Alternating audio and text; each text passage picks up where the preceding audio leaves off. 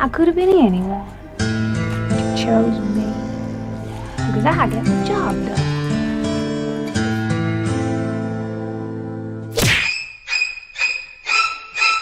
Eh ben, si on m'avait dit un jour que dans une saison en demi-teinte qui a réussi à allier le bon en deuxième partie de saison et le vraiment médiocre pour le reste, ce que je retiendrai d'une actrice quand même nominée aux Oscars et aux Golden Globes, c'est qu'elle a été meilleure uniquement quand elle a porté un masque, je crois que je l'aurais jamais cru. Alpha, Samantha Morton, l'histoire d'une frustration. Quand on parle chuchoteur dans les comics, on parle d'un des moments les plus marquants que nous aura offert Robert Kirkman. Entre surprise, tension et intensité. Il était donc évident qu'avec une telle dynastie, cette histoire serait l'une des plus attendues à la télévision, que nous soyons adeptes de l'œuvre originale ou uniquement du show d'EMC. Et après un démarrage mystérieux, mis en place indispensable pour intriguer le spectateur, on embrasse un Jésus parti trop tôt, c'est au beau milieu de saison 9 que débarque Alpha. Masque sur le crâne, canoncier en main et sacrée pression sur les épaules. Alors attention, préparez vos cahiers, c'est enfin l'heure de rétablir la vérité. Trail ends here. Si elle ne sera évidemment que mon point de vue, la vérité du jour est simple. Comment Alpha fut-elle représentation d'un échec, allant bien au-delà des chuchoteurs? Car à l'heure où l'épisode 16 de son 10e acte arrivera, sûrement en 2035, pour parler chuchoteur, il faut en attendre la fin, dont Beta continue maintenant l'histoire. Mais en ce qui concerne Alpha, toutes les cartes sont-elles dans notre jeu? C'est pourquoi je me focaliserai que sur la madame, entre importance, enjeu et performance d'actrice. Enfin, performance, c'est un bien grand mot, disons sa participation.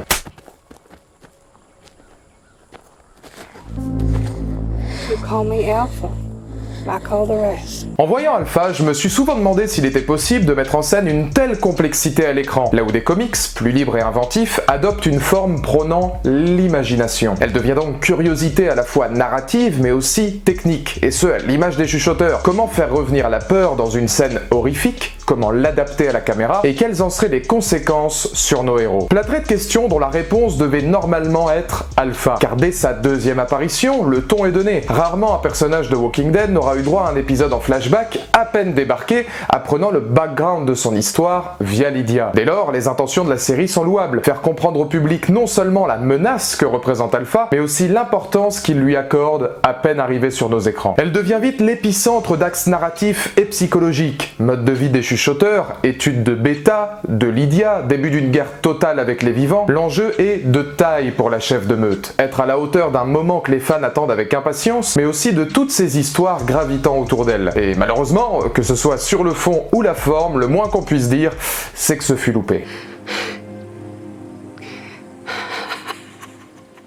Qu'on se le dise, cette vidéo n'a pas pour but de détruire l'actrice, loin de là. Car soyons honnêtes, je reviendrai sur une multitude de maladresses dont elle fut elle aussi victime, la faute à un scénario décevant. Samantha Morton, c'est quand même, au demeurant, pas moins de 64 nominations en tout genre sur plus de 21 films différents, dont certaines aux Oscars et aux Golden Globes, pour une carrière commençant dès les années 90. Alors évidemment, quand on voit un CV pareil, facile d'imaginer la bonne pioche. Avec Ryan Hurst, il semblait évident que Morton deviendrait l'antagoniste idéal dont Walking Dead a besoin après plusieurs saisons en demi-teinte. Et Dieu sait que je n'étais pas préparé à ce que le plus grand ennemi d'Alpha, dans sa représentation et son impact vis-à-vis du public, serait Samantha Morton. Pour sa défense, jouer systématiquement à la lisière entre l'humain et l'animal n'est pas chose facile. Alpha, c'est l'étude d'une folie maîtrisée, qui doit toujours se dessiner à l'écran sans qu'à aucun moment le spectateur ne soit conscient de cette folie. Elle doit se confondre avec son environnement, se dévoiler avec subtilité, devenant aussi dangereuse que charismatique. La peur, c'est quelque chose devant s'installer naturellement, par ses mots et sa prestance, avant même ses actes. Lors de ses premières apparitions, et malgré un physique différent du personnage d'origine, Morton impose son style, par moments bancal, mais convaincant, en particulier via l'esthétique parfaite de son masque. Mais très vite, malheureusement, son jeu tombe dans le même excès que son scénario. Les showrunners confondent peur et prestance avec segment gore à outrance, Morton tombant alors dans un surjeu qui ne cessera de s'accentuer. Comme dans une scène surréaliste où Alpha décapite une femme avec... C'est quoi ce truc-là, une pousse de bambou ?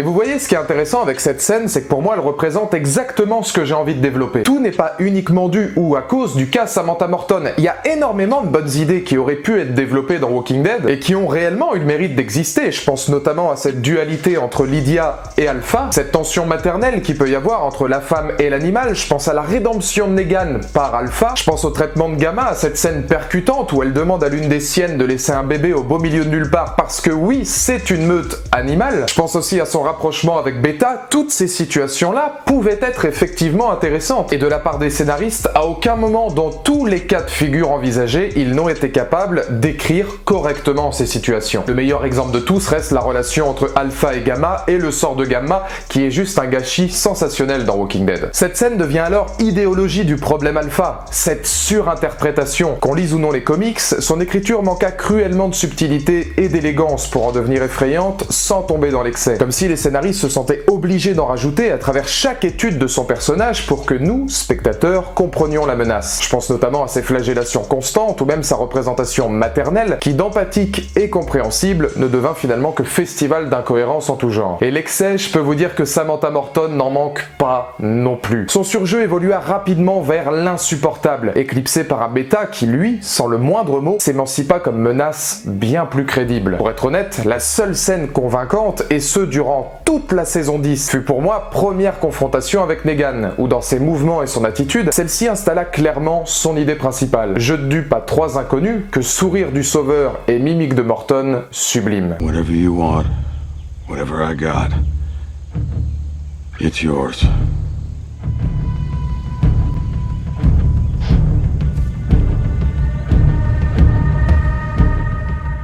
Et c'est tout. Ah, je vous jure que dans la saison 10, c'est tout ce que j'ai à retenir. Parce que le reste du temps, elle passe tellement de temps à clamer ses dialogues, un petit peu comme si elle était en train de chantonner, que j'ai l'impression d'être Florent Pagny et que je dois appuyer sur le fauteuil de The Voice. Seule la voix compte, les loups, Samantha Morton, tu en fais un peu trop quand même. Oui, au fil de son culte, l'acting déplorable de Morton prit rapidement le pas sur son écriture, pourtant doté de quelques moments forts, comme sa rencontre avec Beta. C'est une des choses à ne pas confondre. Un épisode centré sur elle ne veut pas forcément dire réussite du personnage, dont je fus enthousiaste bien plus pour son entité que par le background entourant Alpha. Pire, ses duos avec Lydia, Daryl ou Negan devinrent lassants, pour ne pas dire carrément insupportables avec Carol, jusqu'à l'affront suprême de la voir s'offrir à l'ancien leader des Sauveurs. Car désolé, mais là, dans le too much, c'est vraiment le foutoir. Encore une fois, au-delà des vannes, on tombe sur le même problème. Alpha aurait dû être l'éloquence du non-dit et de la folie poétique. Ici, on se paye plutôt un récital bas de gamme d'un mauvais film érotique sur NT1 après Catch Attack. Yes.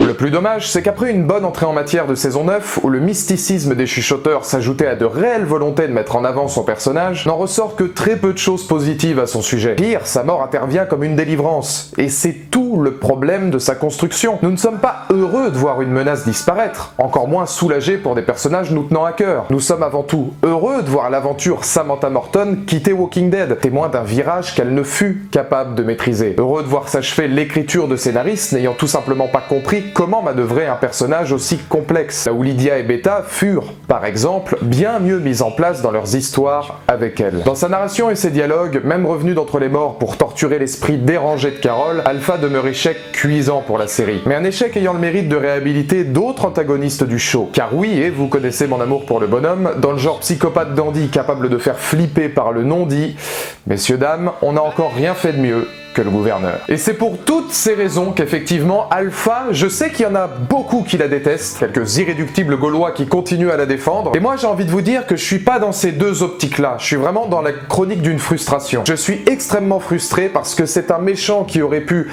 redorer le blason de Walking Dead, un potentiel pratiquement illimité avec un personnage comme ça, avec cette infrastructure que représentent les chuchoteurs, et dans les commentaires ci-dessous, n'hésitez pas à me donner votre point de vue, mais que ce soit sur le fond ou sur la forme, c'est-à-dire dans l'écriture du scénario, dans l'écriture bancale de son personnage et malheureusement dans l'acting de Samantha Morton qui au fur et à mesure des épisodes était effroyable, ça n'a jamais réussi malheureusement pour moi à fonctionner. Évidemment, encore une fois, ce n'est que mon point de vue, n'hésitez pas à me donner le vôtre, ça c'est beau. Une place n'est pas un mot mais une promesse d'avenir pour croire en mes rêves. T'es dans le vide et l'autre sur l'accélérateur. Être gentil c'est vraiment cool, être honnête c'est fédérateur. Vest qui toujours l'est, faut qu'il y en a de plus en plus.